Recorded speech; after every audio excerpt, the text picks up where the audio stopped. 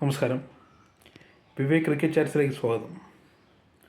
IDFC first bank T20 സീരീസിലെ അഞ്ചാമത്തെയും അവസാനത്തെയും മത്സരം ഇന്നലെ മുംബൈയിലെ വാങ്കഡെ സ്റ്റേഡിയത്തിൽ വെച്ച് നടന്നു.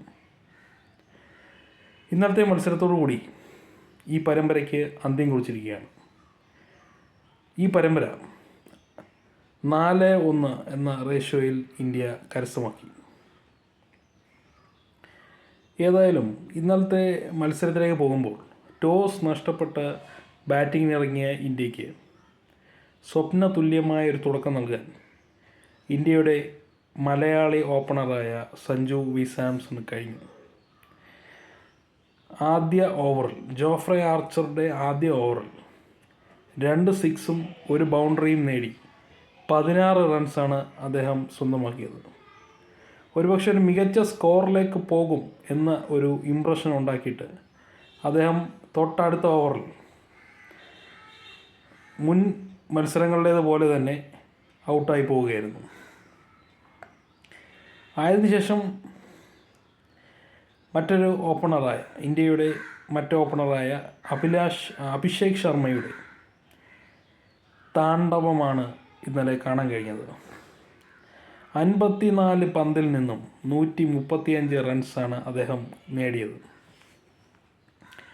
അദ്ദേഹത്തിന് മികച്ച പിന്തുണ നൽകി ശിവം ദൂബെയും തിലക് വർമ്മയും ഇന്ത്യൻ നിരയിൽ തിളങ്ങുന്ന കാഴ്ചയാണ് കാണാൻ കഴിഞ്ഞത്.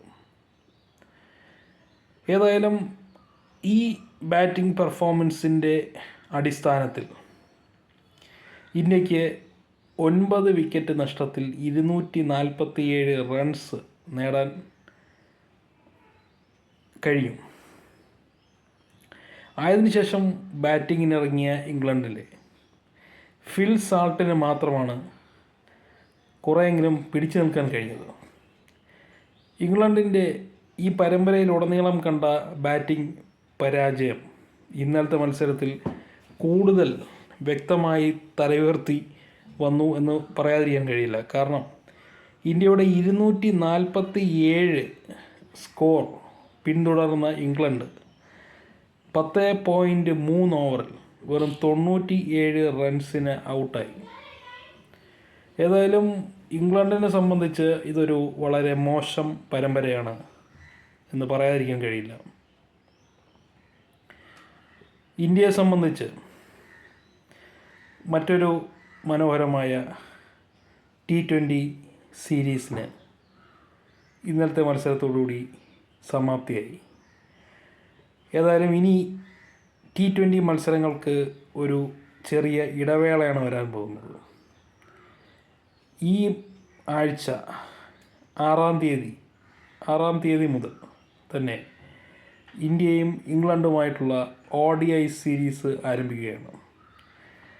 അതിനുശേഷം നമ്മൾ കാത്തു നിൽക്കുന്ന ചാമ്പ്യൻസ് ട്രോഫി ക്രിക്കറ്റും വരുന്നു.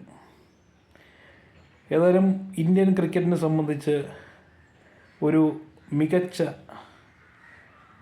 കാലം വരട്ടെ എന്ന് ആശംസിച്ചുകൊണ്ടും എൻ്റെ ഈ വീഡിയോ ഇവിടെ അവസാനിപ്പിക്കുന്നു. നന്ദി, നമസ്കാരം.